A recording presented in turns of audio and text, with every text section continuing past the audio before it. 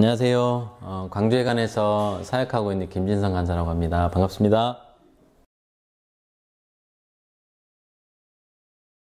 네, 요나서의 시대적 배경을 생각해 보면 열왕기하 14장 25절에 제가 한번 말씀을 읽어보겠습니다. 이스라엘 하나님 여호와께서 그 종 가드에벨 아미떼의 아들 선지자 요나로 하신 말씀과 같이 여로보암이 이스라엘 지경을 회복하되 하맛 어귀에서부터 아라바 바다까지 하였으니 라고 기록되어 있는데요.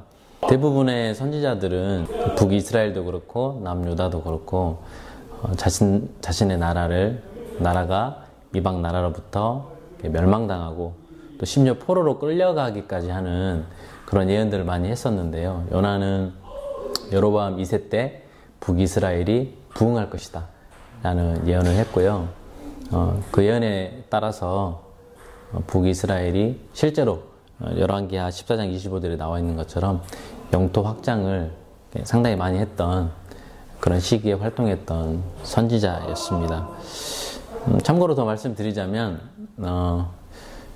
요나의 아버지인 아미떼는 진리라는 의미를 가지고 있고요. 또 요나는 비둘기라는 뜻을 가지고 있거든요.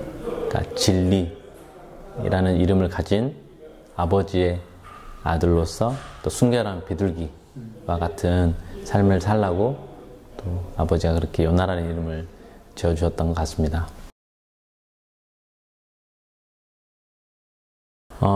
역사적으로 볼 때 북이스라엘은 아수르에 의해서 멸망을 당합니다.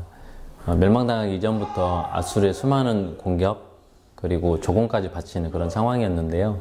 그렇기 때문에 하나님께서 요나에게 아수르의 수도인 니느웨에 가서 회개의 메시지를 전하라고 했을 때 요나의 입장에서는 오히려 아수르의 멸망을 바랬을 텐데 회개의 메시지를 전하라는 하나님의 말씀에 참 순종하기가 힘들었을 것이라고 생각이 듭니다.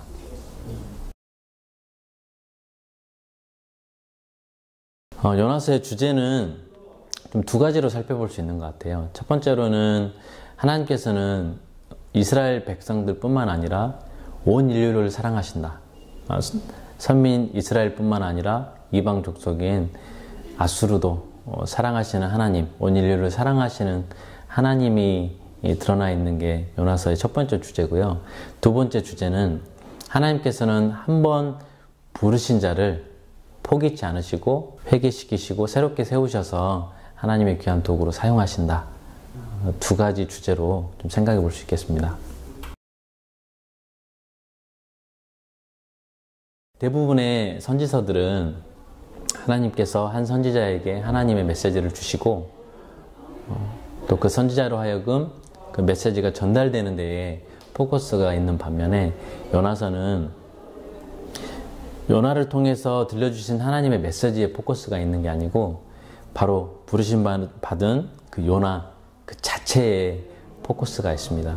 그래서 하나님의 부르심을 받은 요나, 그러나 불순종하여 하나님의 낯을 피해서 도망하지만 하나님은 그 요나를 포기치 않으시고 물에도 버리시고 폭풍을 일으키셔서 물에도 버리시고 또 예비한 물고기로 요나를 삼키게 하시고 물고기 뱃속에서 3일 밤낮을 회개케 하시고 또 다시금 세우셔서 하나님의 말씀에 순종해서 하나님의 인류를 사랑하시는 하나님의 사랑을 이루어 가시는